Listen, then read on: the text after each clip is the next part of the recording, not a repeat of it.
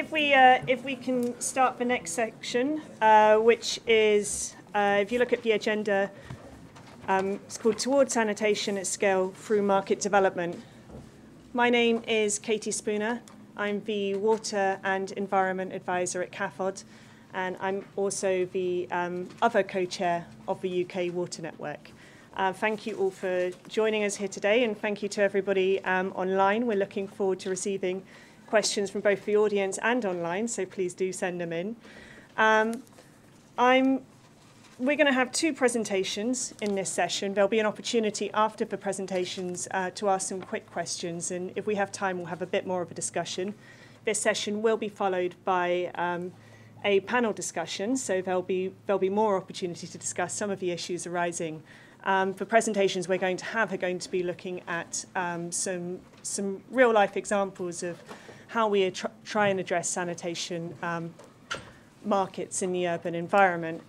Very lucky to have two brilliant speakers with us here today.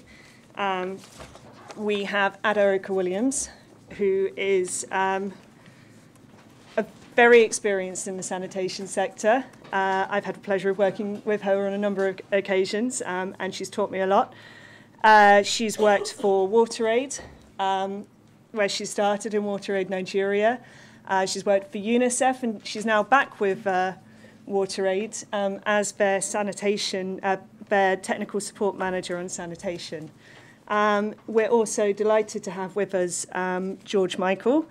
If there's any Wham fans, maybe leave now, because we're excited because of his background, more so in sanitation. So George is the head of sanitation from WASUP. He has a MSc from WEDEC. He's got vast experience working in sub-Saharan Africa and Asia, and he will be sharing his experiences with us today. So I would like to hand over to Ada, who is going to do our first presentation. There will be an opportunity to ask questions for clarification at the end of this, and then we will move on to George's presentation. So thank you, Ada. Okay. Good morning, everyone, and I'm really delighted to be here today. It's my very first engagement with the UK Water Network, and so do excuse a bit of the butterflies in my stomach, engaging with this, with everyone here. So, and just to say, I didn't work with UNICEF, yeah, but that was WSC. We worked together at WSC in Burkina Faso.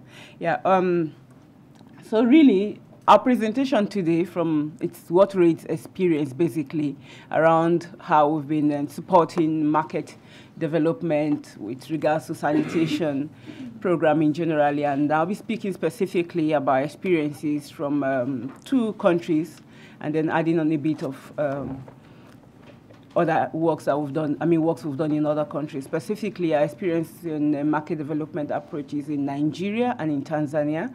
Tanzania, a very urban-focused one, as well as, attempts at stretching the market into rural areas. So we'll be sharing a bit of that. So do excuse the fact that we're not going to be speaking specifically and only about urban. Okay. We're not going to be speaking only about urban, but also telling you our experiences across the range. So first of all, in terms of content, a bit of the lessons we've learned, and I must say also we're very new in this business of market development, and our experiences are quite, young, where we're learning, and as a learning organization, we really like to start already sharing our mistakes and our failures, as well as some of the areas we think we're making some headway. So that kind of learning is informing the position we're taking. We don't have a definite position yet, but we're beginning to understand some things and taking a position. I'll talk about that. And from my experiences, the lessons we've learned and some of the implications for our work going forward and what we think the sector should also be looking at. So there are a number of assumptions that we went into the whole business of market development making. And one of it really is what we've termed the first error, really, for us, is that markets are functional in cities. And you'd excuse us because the understanding or the underlying assumption against that is, oh, well, urban cities, that's where the numbers are. That's where you have the mass that is required for the turnover, for markets to work, and for incomes to be generated and all of that. But that's a huge error that we made. And so we're beginning to understand now that, yeah, market is not just only functional and able to work in cities, but across the range, that we need to, we're beginning to see how the small towns or rural areas, for that matter, their interaction with cities, how that also plays out in terms of the dynamics in marketing around sanitation. Error 102, as we term it, is that small entrepreneurs are quite uniform. And so from my example, I work in Tanzania, for instance. We started working in the urban area, working with 4 implementing partners, as we call them, that were quite the same in character, small businesses. And our approach in terms of support and engagement with these entrepreneurs were very uniform. So we were giving, I'll come to the details of that, we're giving very specific tailor-made packages to each of these businesses, although they were different in character, but our approach to them were quite uniform, and that was an error on our part. And I think that's an error that's commonly made by a number of other organizations too. The other fact is that the poor cannot pay for services, and again, coming from a typical charity and NGO background, and we're still committed to making sanitation accessible for the bottom quintile, the poorest, wherever we find them. But then we also went in with the assumption that they cannot pay for services. We're learning lessons with regards to that. Yeah.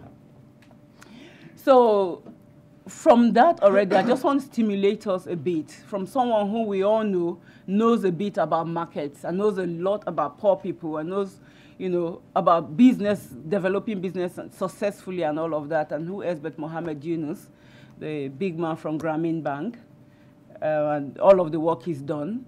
So I found this quote while trying to study some more about how markets work from here, and I think it's important that every time I see a problem, I create a social business to solve it.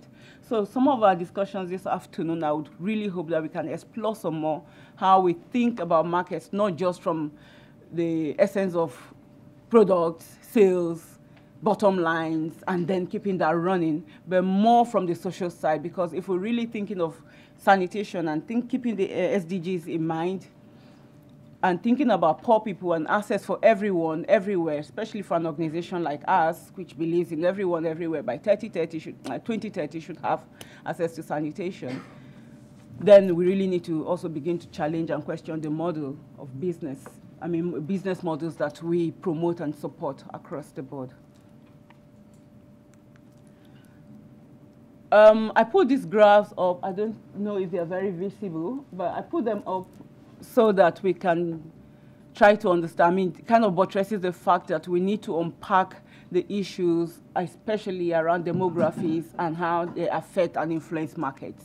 So the first one up there, pointer. The first one up there is something that, it's indicative of the widening gap or the increase in urban population. And yes, of course, validates the need for us to continue to focus on urban.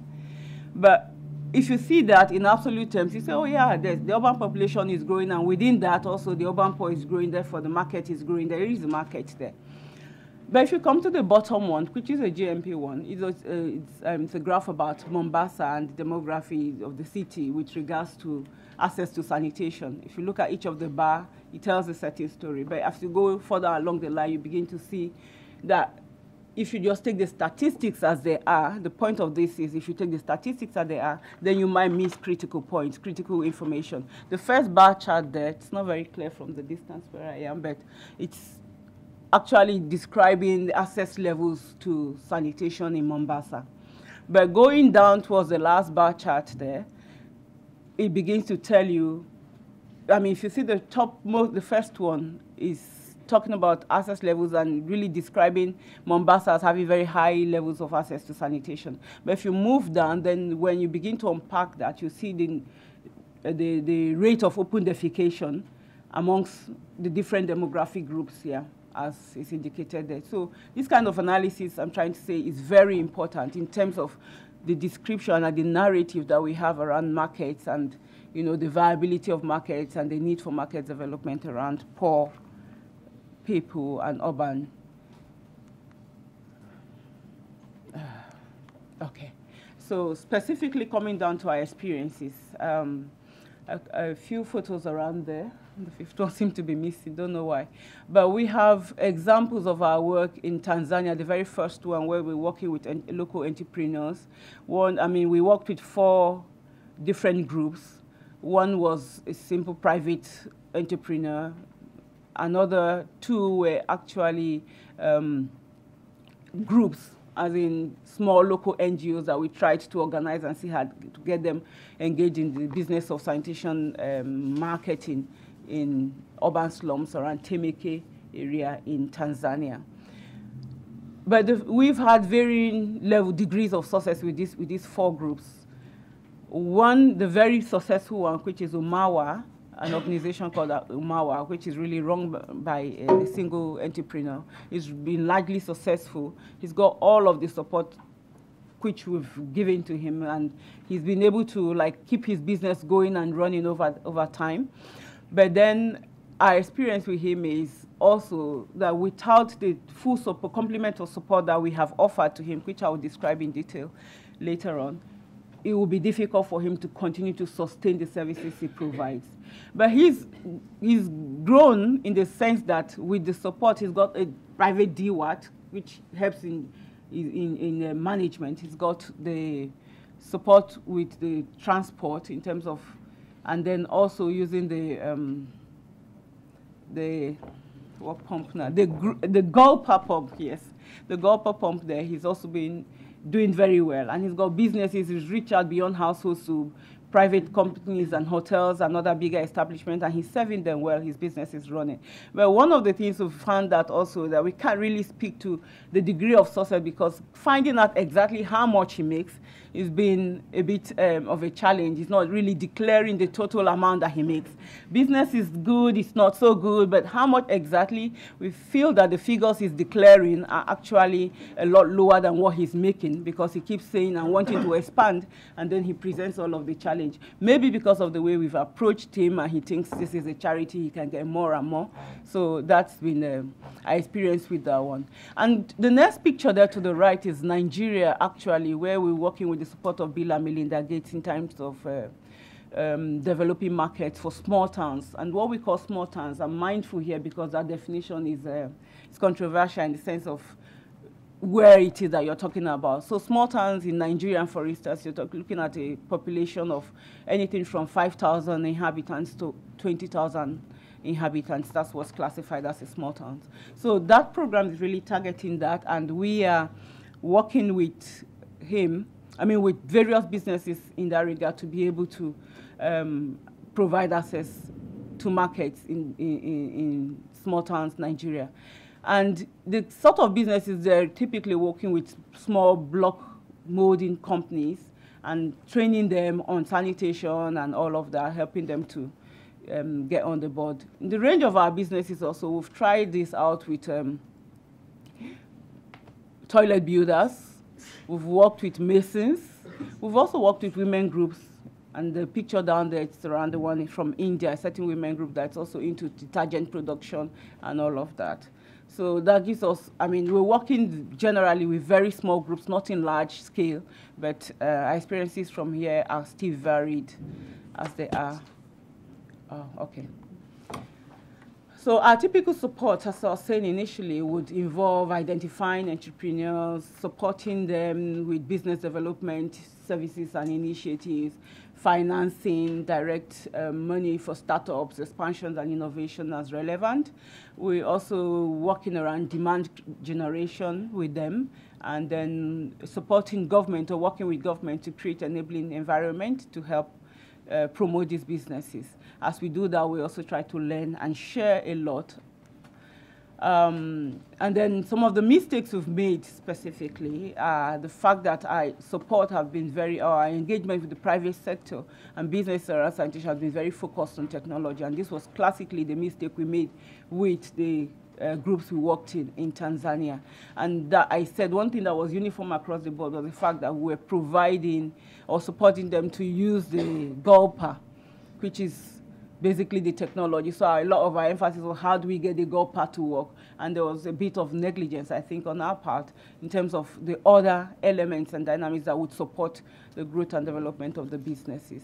We also think right now, from the benefit of hindsight, that our partnerships could have been better, and in terms of who we were bringing on board in working together to develop these businesses. Our processes also were a bit faulty, and then the financing model, we didn't get that right from the beginning. I'd like to narrow that down and bring it more to the lessons we've learned around partnership. This is a slide cut out of a recent report that we put together on our experiences in Tanzania. And that report actually tells us, a little bit of problem. I might have to just look this way, it's closer for me. We would, learning from what we've done already, we want to be able to focus a lot on partnerships and expand that to understand that each time we engage with private companies or organizations we want to work with, let's look within the full range, try to bring about the full complement of the roles and responsibilities there. So who is in partnership with us with regards to all of the work we're doing with these businesses?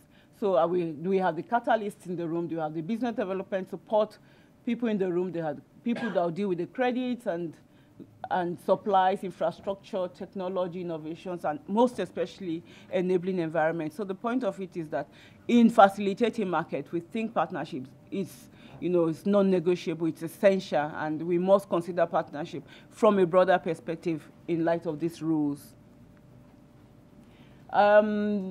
These learnings have had some important strategic implications for us as an organization, and going forward, we think that we program in the space or in the knowledge of what we describe as district-wide planning and programming, really. And that for us means that working with businesses, we cannot isolate businesses and work with them without understanding the context, especially around planning at the levels of the districts or at city scale. We must understand where the city is going, work in the same the same path with the city in terms of its planning, how it's expanding. And this is particularly important given the fact that we said markets, and if we're looking at markets, we're not just focusing on the urban slum for now, but let's expand our thinking around markets to the small towns, the peripheral towns that are neighboring these big cities already, that are going to grow into urban towns. I think from a previous presentation, that reference was made this morning. So how are we working with markets, taking all of this into account?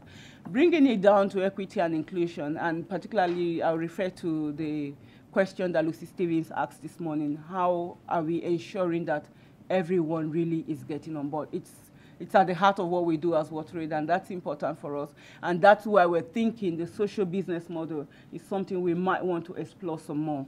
So it's not just your typical private sector, straight on bottom line kind of thing, but businesses that have social dimensions to them. We think that's one way we can cater for those who wouldn't ordinarily be catered for. Almost there. I would like to thank you for listening, but leave you with this thinking from Mohammed Yunus again, closing out with him again. And he says, the poor are like bonsai trees. When you plant the best seeds of the tallest trees in a 6-inch deep flower pot, you get a perfect replica of the tallest tree. But it's only inches tall. There is nothing wrong with the seeds you planted, only the soil base you provided was inadequate. I think this is instructive, particularly with how we relate with small businesses for those who work at that level.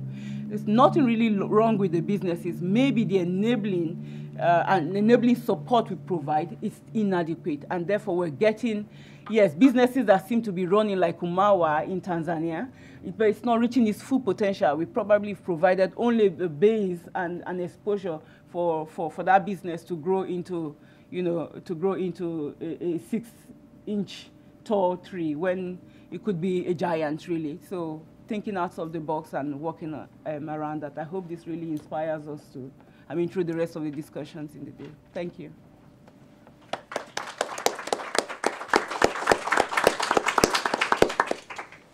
Great, thank you, Ada, for that presentation. I think you've picked up very nicely on some of the key issues, but but can maybe sit around the periphery around equity and partnership, and really trying to bring those back to the centre of the discussion. Have we got any questions for Ada? We've got a quick 5 minutes before we move on. I can see, yes, there's two up, there's one here. Hi, thank you, Ada, for your presentation, which was very refreshing for me and illuminating. My question is about how did you address the issue of women and girls assessing sanitation? Who decides about the design, the location, and about disability, for example? Is it the entrepreneur? Is it the community, the women community, or the government? I would like to have more clarification about that. Thank you.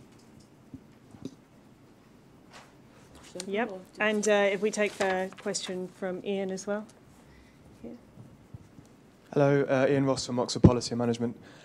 It's a question related to the challenges that you identified, Ada, about the Tanzania work. So you mentioned the technology one in a bit of detail, but you didn't say so much about the partners, the processes, and the financing. I wonder if on the financing, the challenge you faced there, if you could tell us a bit more about what the specific challenge was and why it was an issue, because I'm interested in how you dealt with that.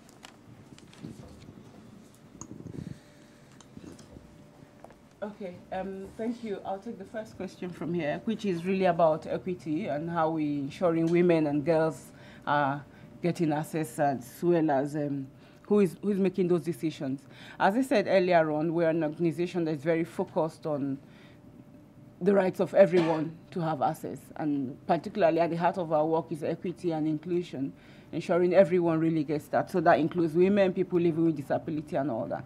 I would give specifically an example. Like in Tanzania, one of the groups we worked with was a women NGO. TNK something is the acronym. I don't have the name here. But it's a women organized NGO. And I mean, that's typically one of the things we want to do, to see how we can empower women also to be able to provide these services from a position of, you know, where they stand and how they understand it. So we do all of that. But then guiding our work generally, we have a huge framework around how we engage with communities and businesses and everyone around ensuring that equity and inclusion considerations are integrated in everything we do. So that's kind of well taken care of. I could talk to you some more in details about that, maybe at lunch. I'm mindful of time. Yeah, but also quickly to come to this question you asked about financing. Okay, so the businesses, what we did was they had almost like grants given to them by WaterAid. And these are businesses that know WaterAid up in environments where WaterAid is known to always being this charity that brings funding and for program implementation, and never been seen in the light of doing business and wanting to recover cost. Although that was clearly indicated, the business plans were developed, we had meetings, we had business support organizations engaged that were supposed to provide the support to them. And then at some point, we put the money in the bank and asked them to assess it from the bank, thinking that would give the impression that this was a loan from the bank. But two of the businesses actually failed with the loans they've taken, because in terms of negotiating those loans, I think we had very poor understanding of how that works. It was new grounds for us. And then the banks actually were charging interest on there, and these businesses were not running enough money to pay up the loan and keep in business.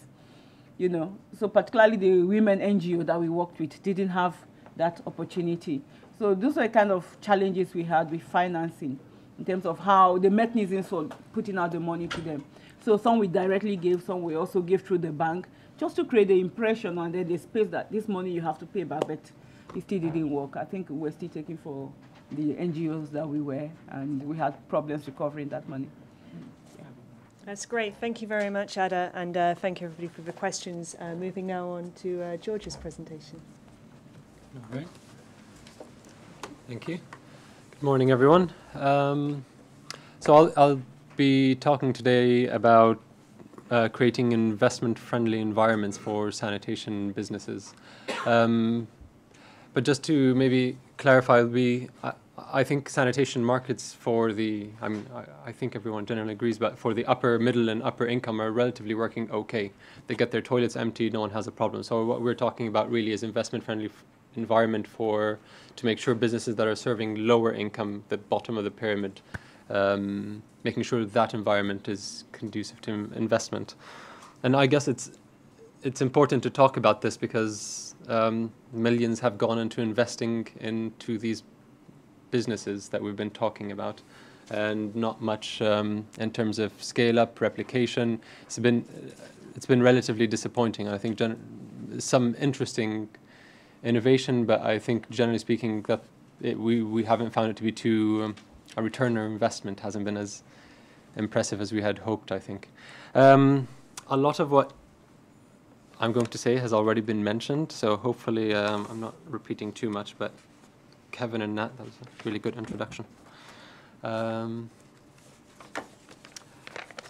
so if we're looking at macro, I guess at a macro level, GDP growth in much of sub-Saharan Africa is relatively much higher than what we have here in the UK or in the US. So it's a bit confusing as to why in sanitation things aren't really booming. I'm sure there are very good reasons for it, but it's, as Kevin said, it's not really reflected in the sanitation market. A lot of people talk about having entrepreneurial spirit and putting that, making sure you pick the right entrepreneur. Are there entrepreneurs? How do you encourage that? Actually, there's a lot more entrepreneurship in the places we're working in. Just as an example, in Zambia and Ghana, it's much more entrepreneurial. They have the entrepreneurial spirit than we do in the UK and the US. I should have put a source there, but business ownership, this is the percentage of business ownership among working age adults. So maybe the businesses aren't as complex as some of the businesses we have here, but there's definitely that spirit of investing and having your own business and running your own business for profit.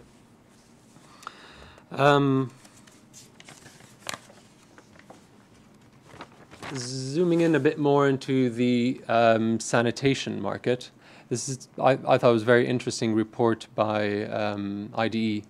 It was a short, I think, 2-3 page report, and I can't see what the report name is. The dynamics of market development. Anyway, so I took just I took an extract from it. If you look at demand, this is in Zambia. The Z is for Zambia. Actually, in Zambia, there's quite a bit of coverage for toilets, and really it's all about upgrading your toilets from an unimproved to an improved. But you look at supply, there's absolutely nothing. People have invested in toilets, but where's the supply? And we find there's a huge difference, for example, in our work in WUSUP between Zambia and Ghana. There's quite a lot of innovation around toilets, maybe not a lot of uptake, but there's still a lot of innovation. In Zambia, it's really, really small, comparatively speaking. And so we see these imbalances in the market, in quite a bit of imbalance, whether it's low supply or very low demand, or just different, not a very balanced market, if that makes any sense. So I guess the question is, how do we move from a toxic environment to a, that's a friendly environment? It's a happy fish. I'm not going to use a very nice analogy from Muhammad Yunus. I probably should have looked at something better, but I think we have to look at it more as like a dating website, to be honest. And I'll be using that analogy throughout this thing, so you'll be very bored of it by the end.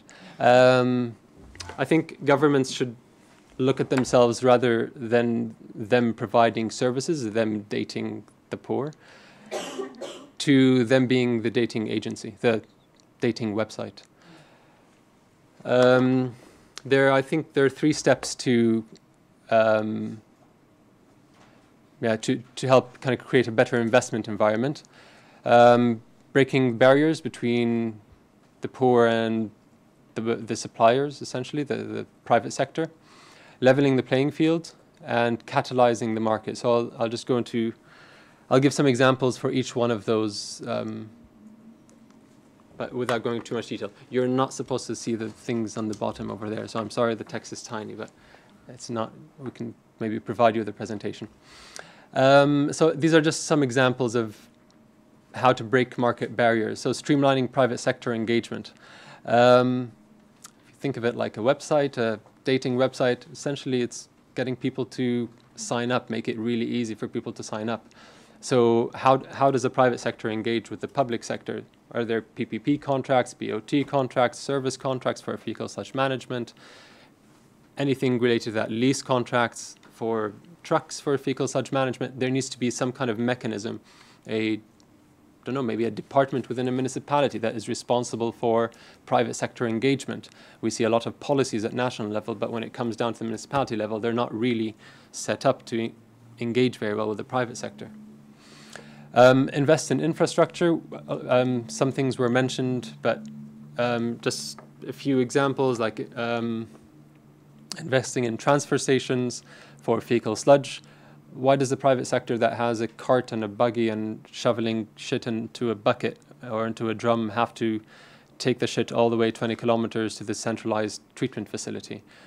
Why can't they? I mean, this is the public sector could invest in infrastructure, and this is essentially a subsidy, maybe, but invest in infrastructure to help the private sector make it into a business. So they can't charge customers for the full service, but they can charge for part of it.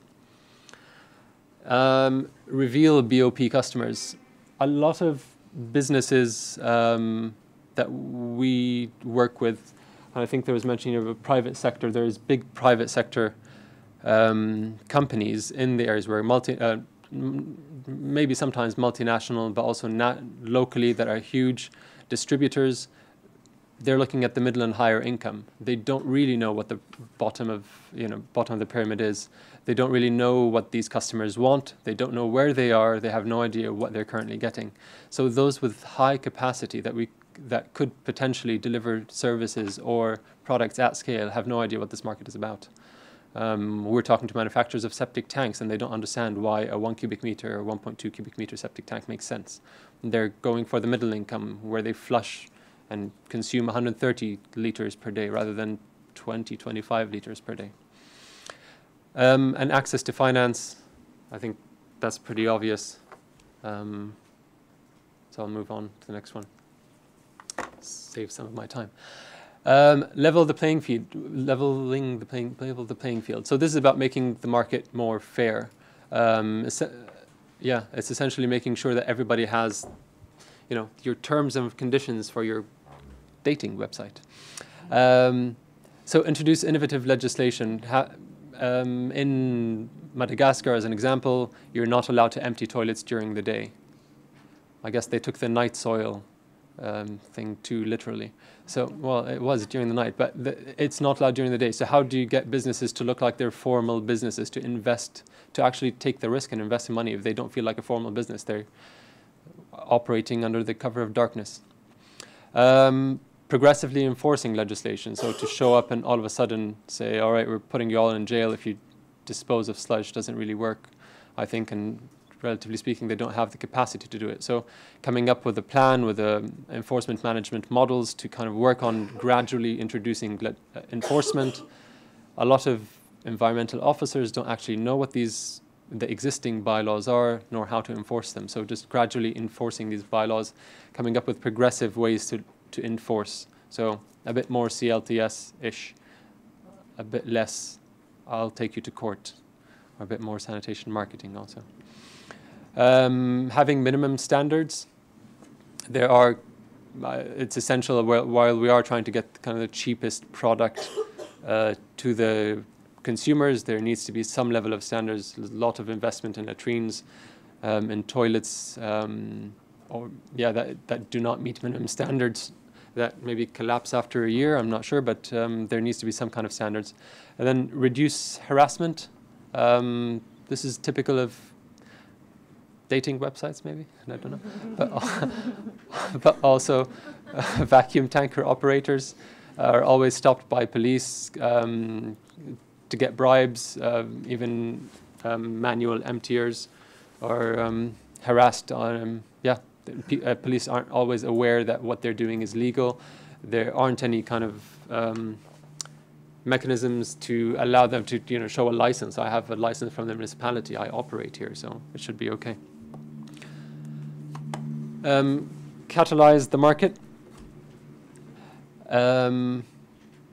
So this is about putting fuel onto the fire, adding more fuel onto the fire. It's about reducing risk of investment.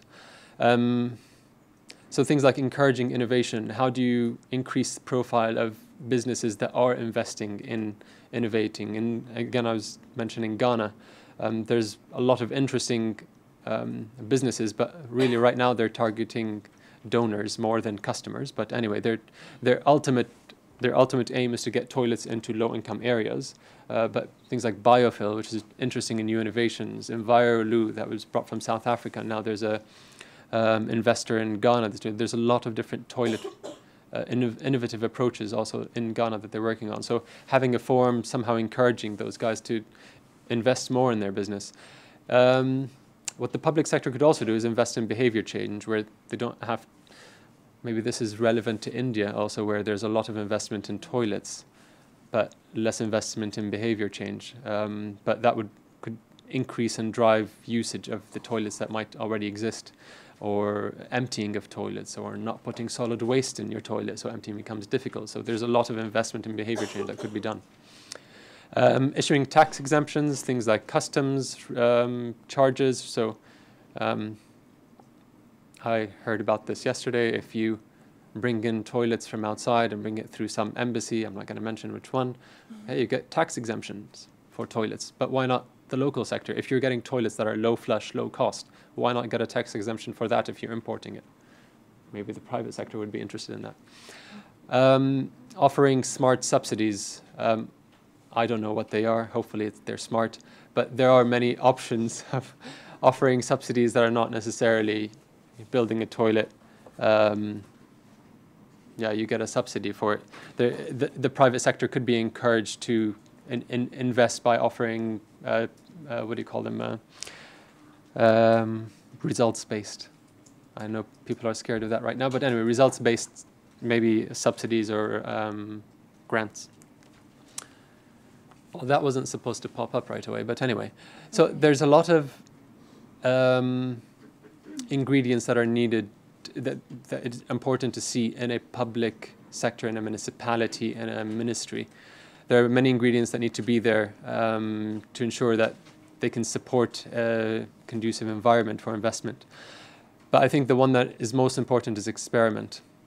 And I don't think we do that a lot. At least public sector doesn't do that enough. They're a bit scared to do it. The second you talk to them about, let's try out this new type of enforcement, they're like, okay, let's go to scale.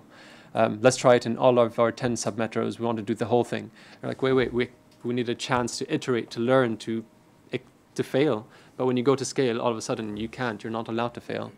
It's very public. If it fails, that means it's the end of your project. So that's generally it. I guess I just want to conclude with, so I think, the three ingredients are break market barriers, level the playing field, and catalyze the market. I think the public sector sees itself, I think the partners we work with now see themselves as delivering services. They want to deliver sanitation services. You see places like Freetown where they're competing with the private sector. At least when I was there 5 years ago, they were competing with the private sector. They were offering subsidized emptying of toilets when there's already a private sector that's offering emptying of toilets. So why not work with those guys? So I think but I am a bit optimistic. I mean, maybe a long time ago there was a lot of push for public sector service delivery. Then there was a lot of market, let's just work with markets. And maybe what I feel now from the group here is we're talking a lot more about, well, actually there is a huge role for the public sector to play other than service delivery. And I don't think they understand yet their full potential of the legal mandate they have, the legal tools they have, or the kind of resources that they have to really change the environment they work in, from a very toxic one for businesses to a more friendly environment. So that's it.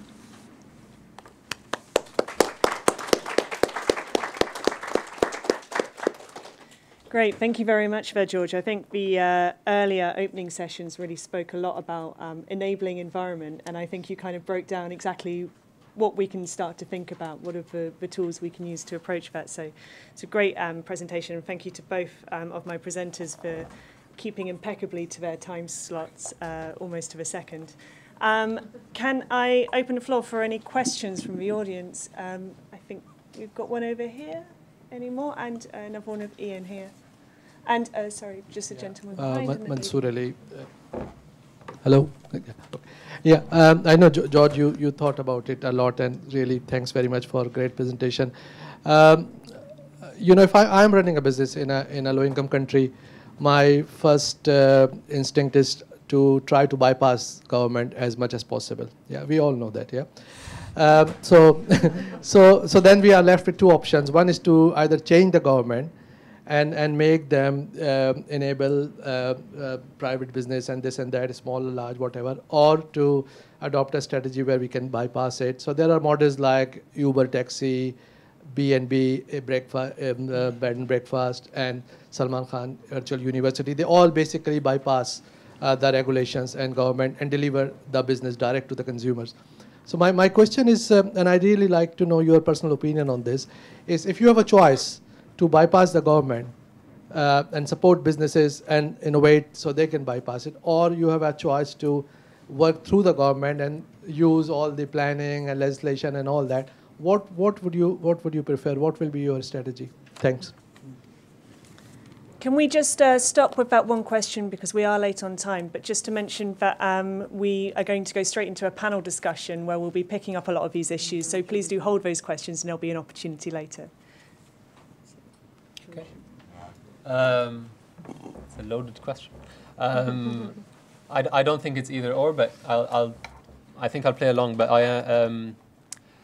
yeah, I think definitely there is room for. I think our presentations were quite complementary in terms of there needs to be support for the private sector. It's not as in we need to ignore them, but I think we shouldn't also ignore the public sector. So if you are a business, if I was a business in a toxic environment, I would avoid the the public sector.